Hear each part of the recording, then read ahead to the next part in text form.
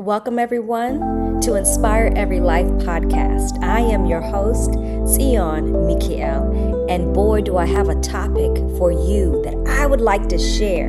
Today I want to talk about something that I don't think gets enough notice in the spaces of conversation between men and women and friends. It's a limiting belief that I think we've all encountered at one point of our life's journey or another. Am I good enough? That's right, you heard me. Have you ever had that thought, that gnawing thought, that background script that whispers, I'm not good enough. I'm not this enough or that enough. Or I'm not good enough to have it all. This is a glitch that sometimes is playing in the background of the recesses of your mind that's actively sabotaging your alignment, right? So when you operate from a place of not enoughness, you stop seeking what you desire and start settling for what you think you can get. Now, isn't that what we do when it comes to opportunities that perhaps come across our desk for maybe perhaps a career or advancement, etc.? They want to pay this much, but you know your worth is that much, and you take it because you have this feeling, well, you know, I got to pay the bills, and I got this to do, and I have that to do, right? Perhaps even in love, you accept the breadcrumbs instead of a banquet table. Staying in relationship that don't honor or adore you because you fear that you won't find a better match. Come on now. Come on, let's be real. Let's be real. Okay? Perhaps in business, right? You play small, avoiding that need inside of you that's saying, you know what? I am a born leader. I'm here to lead. I'm here to dominate. And there's nothing wrong with having a dominant personality that says, hey, I want that seat at the table, right? Because you know that you have the goods, that you can perform. You want to see what you can do. But yet you stay in the place of complacency because it's easier. Or how about with your physical well-being or your mental and emotional well-being? Do you neglect your body, your peace of mind, because you're prioritizing everyone else or helping everyone else to get to where they need to go?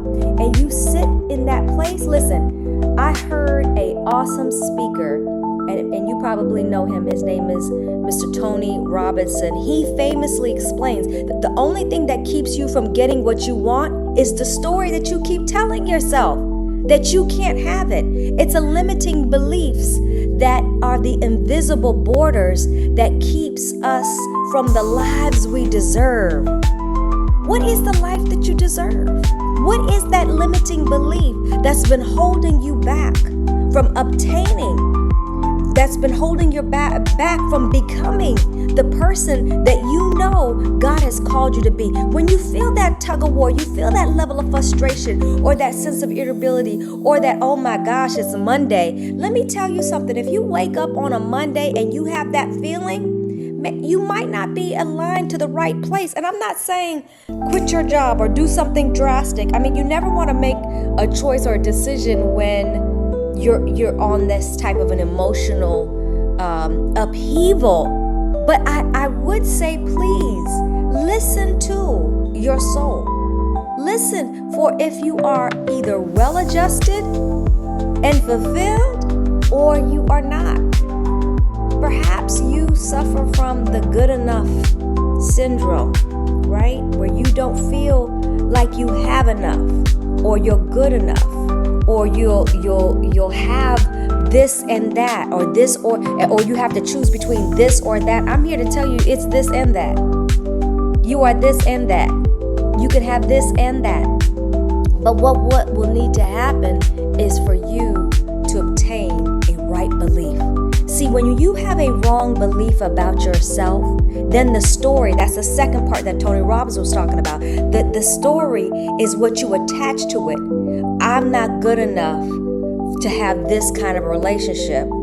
So I'll go ahead and stay in this loveless marriage, or I'll stay in this relationship with someone who I know is not treating me right, who doesn't honor me, who doesn't adore me, who doesn't necessarily respect me in that way, because I don't want to start again at this quote unquote age, or I don't want this to happen or that to happen. And you're putting all of these things ahead of you that hasn't even happened yet. But if you are out of alignment and you know you are not in the right place at the right time with the right people, can I tell you something? The 5 closest people to you are prophesying your future, and especially that love relationship. So if you've settled on the love relationship, I dare ask you, what else are you settling in? What else are you willing to take, less than or mediocre? Then perhaps you're also accepting that from your own self. But it's time to change the standard. But we can only change the standard if we attack these beliefs and put in a new belief that says that I'm more than enough. I can have what God says I can have. I can do what He says I can do. But first, I got to believe who He says I am. I am the highest expression of divine genius and intelligence given to humanity as a gift for such a time as this. And if those around me don't see that, right? If those around me, I don't care if it's business, I don't care if it's personal, if you can't value me at that level, then perhaps this is not going to work. So I'll pat you on the back as you head your way and my way. And it's a biblical concept. That is what Abraham did with Lot. Abraham took Lot with him. When God told him in Genesis 12, leave your father's and mother's house to a land on which I showed you. And this was the first time he encountered Yahweh, Most High. And he took Lot with him, and Lot was a lot, y'all. Lot was a lot. So here it is. He took Lot with him, and eventually their herdsmen were battling, and Lot wouldn't have been who he was or had what he had if he had not joined his wagon, right? His favor wagon to the man of God, the father of the faith, Abraham, right? So when that came about, instead of them continuing to have this contention, what Abraham decided to do is say, okay, listen, you choose whatever direction you want to go in. You go ahead and have it. And I'll take another pass, because I know the blessing is on me. It has nothing to necessarily do with this environment. It has to do with me and my relationship with God. When you can say that, you can bless people as they come into your life and bless them as they go. Because at the end of the day, your purpose, your destiny is way more worth than sacrificing it to be aligned with someone or in relationship with someone that doesn't have your best interest, that cannot help you in your journey, that cannot view and value you in your journey. So sometimes we have to separate ourselves from some people so that we can make room and space for God to bless us, right? With new people, new relationships, new opportunity, new mutually beneficial relationships.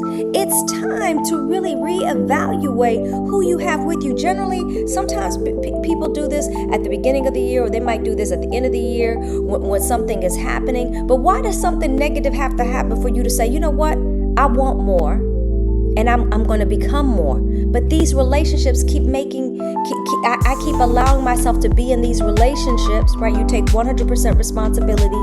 That does not really suit where I'm headed and where I'm going.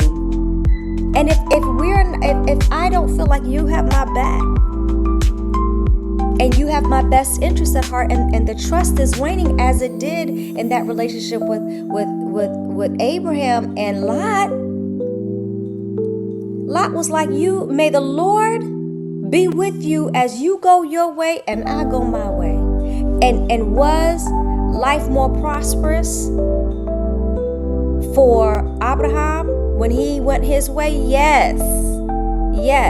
Because sometimes God will subtract some things so that He can multiply in your life. Okay? So this is the time where these limiting beliefs, these invisible borders that are taking up rent in in your mind, taking up space, rent-free in your mind. This is the time where you let that go. Release it from your heart and from your mind, and then begin to fuel it with the fact that you are the highest expression. And where do I get that from? That's from the Bible as well. Genesis 1:26, when God made man in the image and the likeness of God. As one who is made in the image and the likeness of God, our Creator, you were meant for greatness. You were meant to create, to innovate, to change the world, to leave your imprint, to leave a legacy, to ensure that your children's children, even if you don't have children, but that those around you, your community is better because you were in it, because you made the difference. But if you are in a lackluster relationship, or you are not really living to your fullest potential, how is it that you will fulfill God's purpose and highest plan for your life? Now that is some food for thought. And this has been your inspirational moment. And I hope that you got something that you can take away from this podcast episode today. This is Tsion Michael, Inspire Every Life. We'll see you next time.